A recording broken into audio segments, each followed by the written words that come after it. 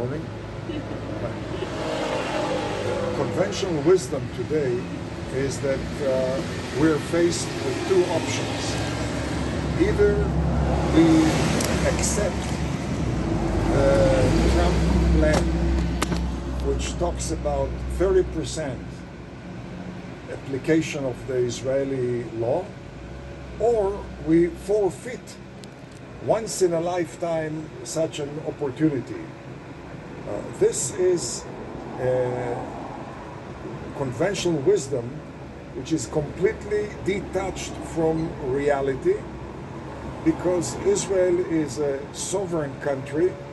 Sovereign country does have the independence of its national security action, and not theoretically, but in fact, from Ben-Gurion in 1948 until the end of Shamir's administration in 1992, all Israeli prime ministers resorted to an independent action of national security, many times in defiance of the US administration.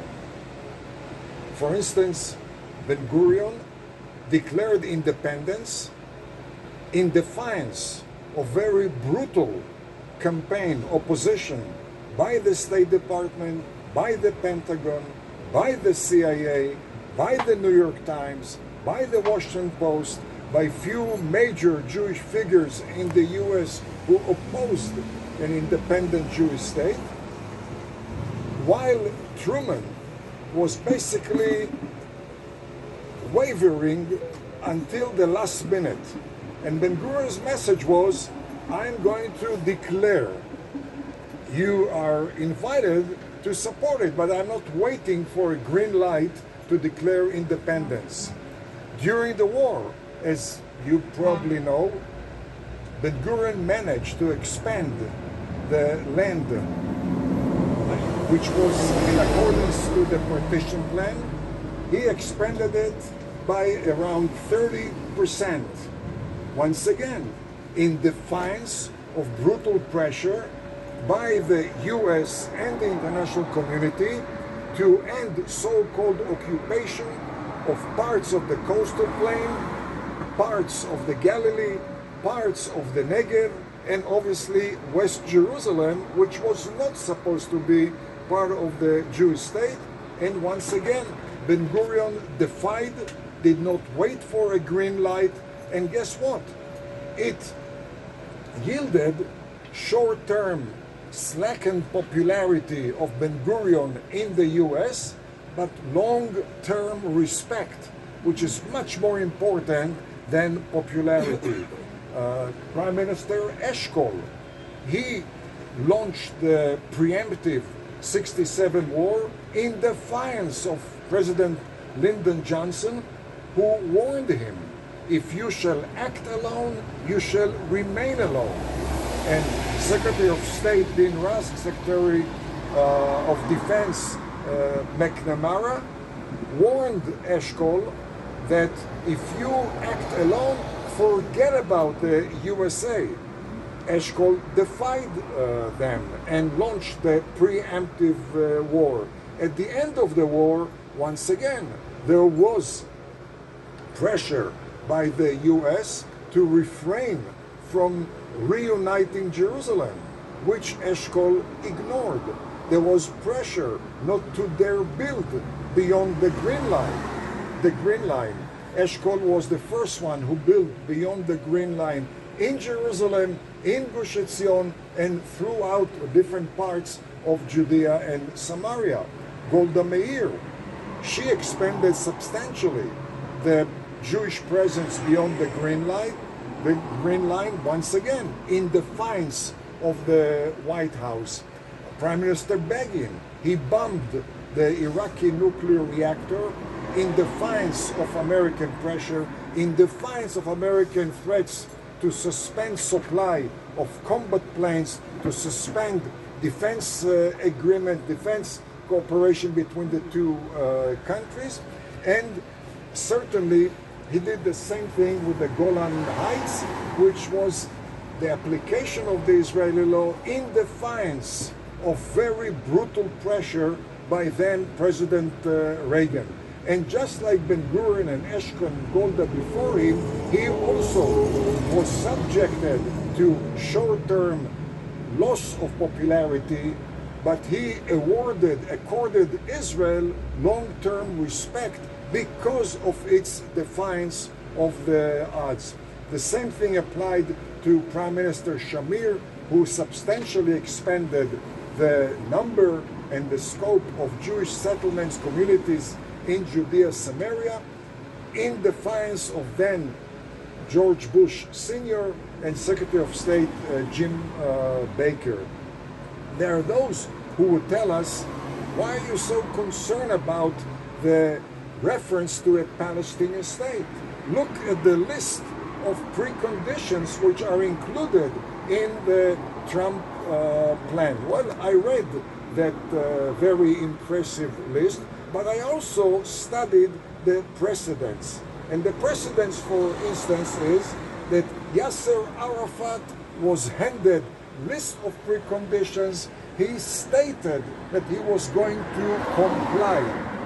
The fact is that irrespective of the fact that he violated every single commitment to uproot hate education, to uproot terrorism, to uproot the Palestinian covenant, to recognize Israel, to recognize Jerusalem as capital of Israel, notwithstanding his very grave, outrageous violation of all those commitments, President Clinton and then President Obama with Mahmoud Abbas became very firm attorneys on behalf of good Palestinian behavior. And their rationale was, why are you rushing Israelis? It takes time. Give it some time. But this precedent, which is one of many, does tell us a lot about the nature of American commitments, American agreements in the international scene.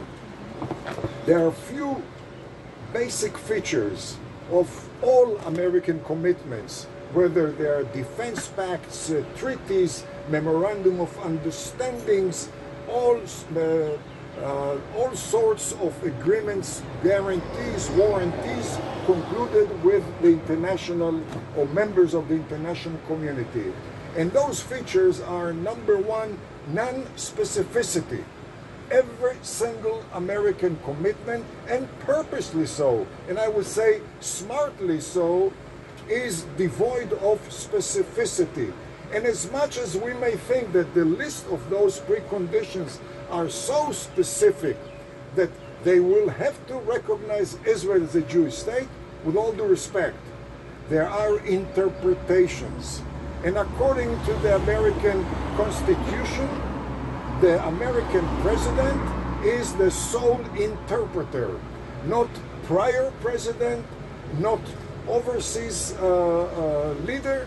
And when it comes to those preconditions which are indicated by the Trump conditions, let's remember, today the Trump team tells us the Palestinians will have to become Canadians in order to be awarded a Palestinian state.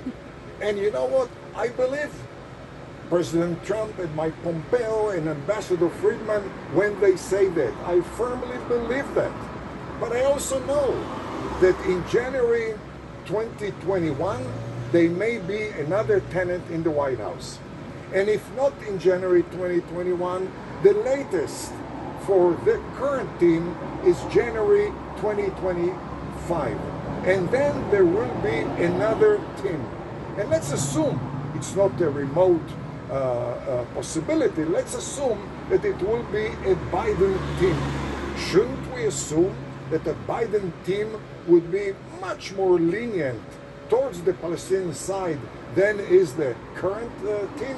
Haven't we seen that with President Clinton and President Obama, who, by the way, may be looked upon as pretty moderate compared to the next generation of democratic leaders?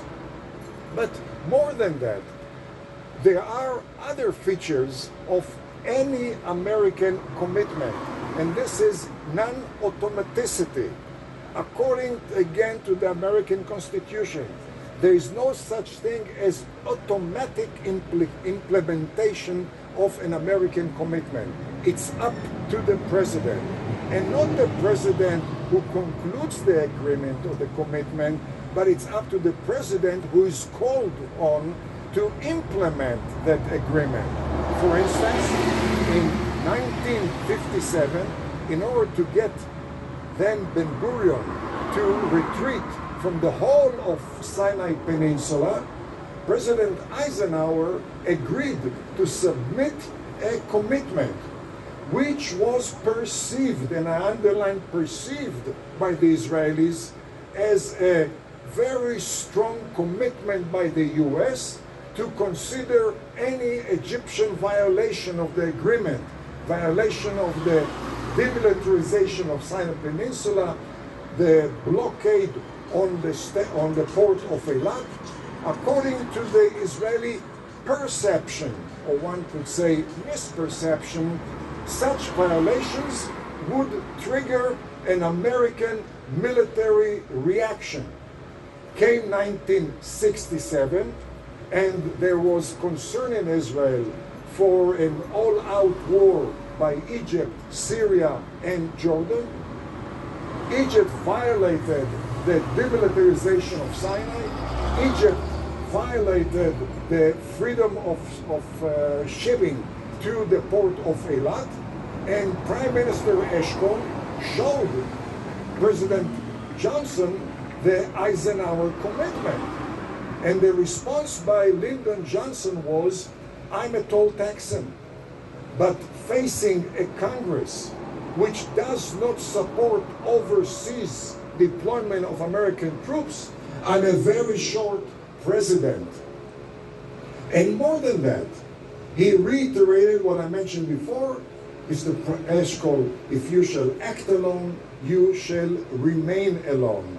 But then he also reminded Eshkol of a basic lesson of American Political Science 101. With all due respect to President Eisenhower's commitment to you, it was an executive commitment, executive order, which hardly committed the president who issued it. Certainly does not commit any succeeding president. And that was not the only time when Israeli leaders overlooked the reality of American commitments on the international scene. In 1979, few days before the conclusion of the Egypt-Israel peace treaty, President Carter wanted to stick in a reference to a potential dialogue with Syria over the Golan Heights.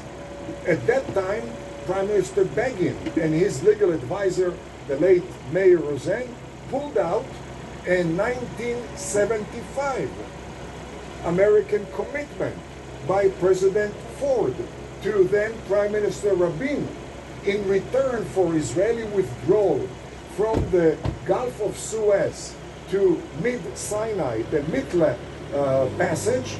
And in that commitment, the documents submitted by Ford said, should the issue of the Golan be raised, at that time, the U.S. will provide heavy weight to the Israeli position that the Golan is a critical element in Israel's national security. When President Carter saw that commitment, his response was, with all due respect, I'm willing to accord heavyweight consideration to your regard for the Golan Heights. But I happen to disagree with that.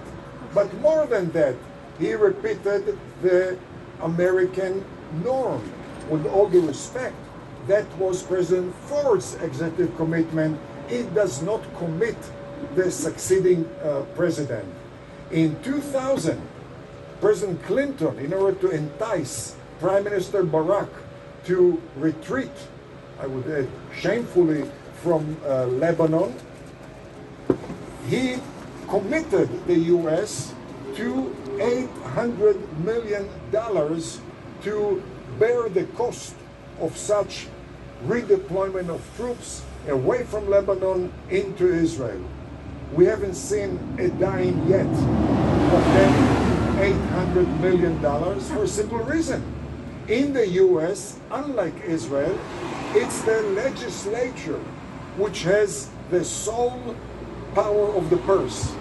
And if the legislature does not think that it makes sense for the American taxpayer to fund reckless Israeli move in Lebanon, they're not going to do it, and it doesn't matter what the president thinks about such a decision. That type of sequence of American commitments and lack of implementation leads me to a third feature of all American commitments, in addition to non-specificity and non-automaticity, and this is the open-endedness. Every single American commitment is open-ended, namely, it's up to the sitting president to decide to implement or not to implement. For instance, in 1955, President Eisenhower signed Defense Pact, not a memorandum of understanding, but a defense pact. That's a very powerful commitment.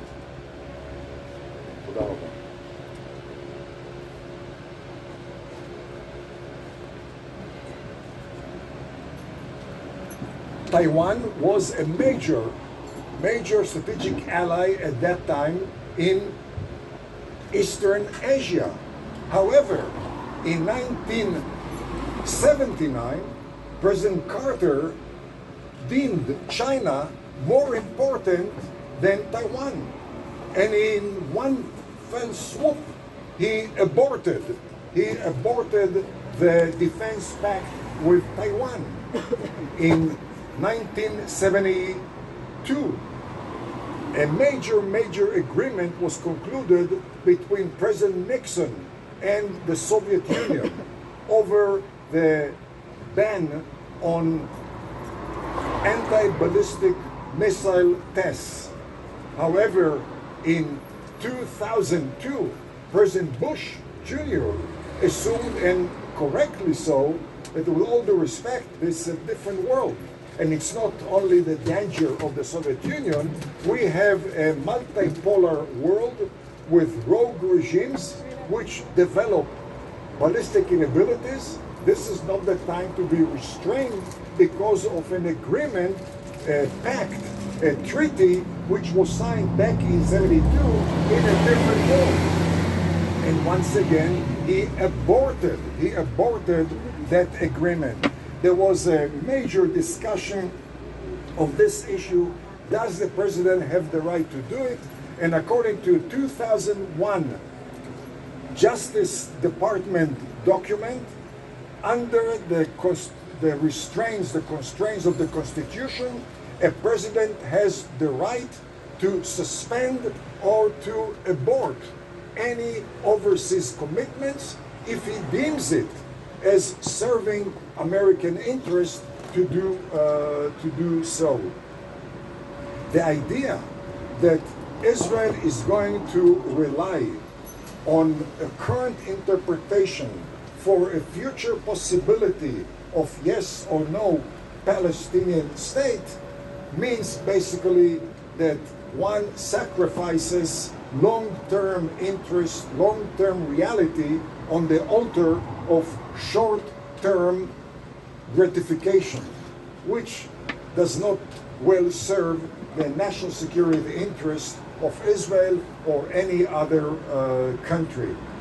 We hear that should Israel accept or should Israel assert its laws in the Jordan Valley Area C, other parts of Judea and Samaria, without accepting the Trump plan, that may cause quite a strain on U.S.-Israel relations. And anybody who says that must take pretty lightly American policy makers, because that assumes that the issue of the Palestinians is a cardinal element in the formation of U.S.-Israel relations. What we have seen since 1948 until today, that there has rarely been agreement between the American presidents and Israeli prime ministers. But while there has been rarely such agreement, the cooperation between the two countries has exploded in a most positive way, in a most dramatic way. And the reason is very clear. U.S.-Israel strategic cooperation is based on mutual threats and mutual challenges which transcend by far the very limited, the very marginal issue of the Palestinian state, yes or no. The threats of the Ayatollahs is much more important. The threats of ISIS is much more important. The threat of Muslim Brotherhood to every single pro-American regime in the Middle East is much more important. The capabilities of Israel to restrain the Ayatollahs, to restrain Erdogan of Turkey, to restrain even the Russians in Syria, the capabilities of Israel to provide very, very significant intelligence to the U.S., the capabilities of Israel to jointly with the U.S. develop most advanced commercial and defense high technologies means to U.S. interest much more than accepting or rejecting the Israeli position on the Palestinian issue. And certainly the same thing applies to Jordan. We hear from people who served in very high positions in the Mossad and in the IDF and currently in the academia. We hear that application of Israeli law to the Jordan Valley, to other parts of Judea and Samaria risks the peace treaty with Jordan, risks positive cooperation with Jordan, which is very important for Israel. However, there is a reality, and one needs to ask oneself, did King Hussein conclude peace agreement with Israel back in October 1994 as a gesture towards Israel? Because he was enamored with the concept of peace? Because he realized that the infidel Jew does have a place here in the Middle East? Or maybe it was very critical element to bolster the very shaky Hashemite regime in Jordan. Certainly the Jordanians and the Saudis and the Egyptians and the United Arab Emirates and the Omanis and Bahrainis, they all are concerned primarily about their own national security, their own existence in a very, very turbulent Middle East, very unpredictable Middle East, very, very intolerant Middle East. And certainly they have expanded their ties with Israel in the last 5-10 years, irrespective of the fact that there hasn't been any movement on the Palestinian issue. And they've done that in order to serve their own interest. And the question is, obviously, should Israel assert itself in the Jordan Valley? Is that going to cause King Abdullah of Jordan to cool down cooperation with Israel? Or maybe that's what he is telling us. And maybe there is a major gap between the talk and the walk, as is very, very part of the nature of the Middle East, because in the Middle East it's known on words one does not pay custom. And why would King Abdullah of Jordan cut his nose despite his own face? He will continue vilifying any Israeli attempt, but he knows very well that Israel is his most trusted, most effective line of defense.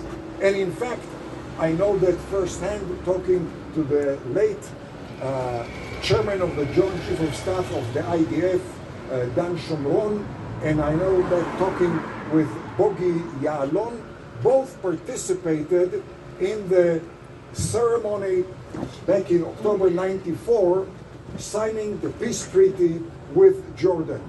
And each one separately told me that they were approached by the Jordanian military colleagues with one message: please make sure that Prime Minister Rabin doesn't go all the way to allow for an independent Palestinian state west of the river, because that is going to doom the Hashemites east of the Jordan River.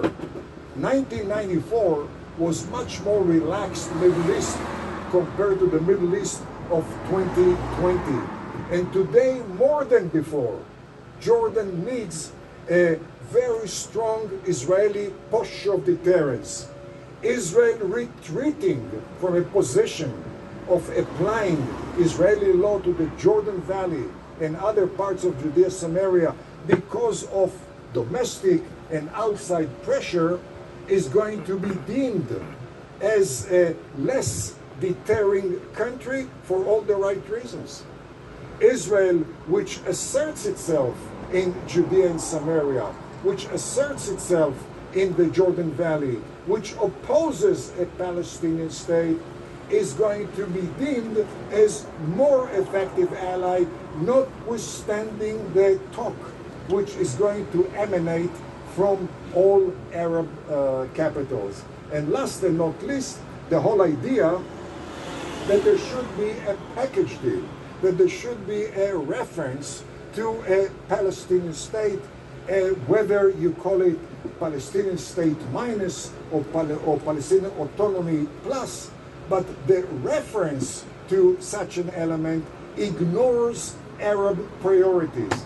And I say ignore Arab priorities because contrary to the Arab talk, Arab countries never acted on behalf of a Palestinian state, not militarily, not diplomatically, and not financially. Take the end of the 1948-49 war. Iraq occupied Samaria.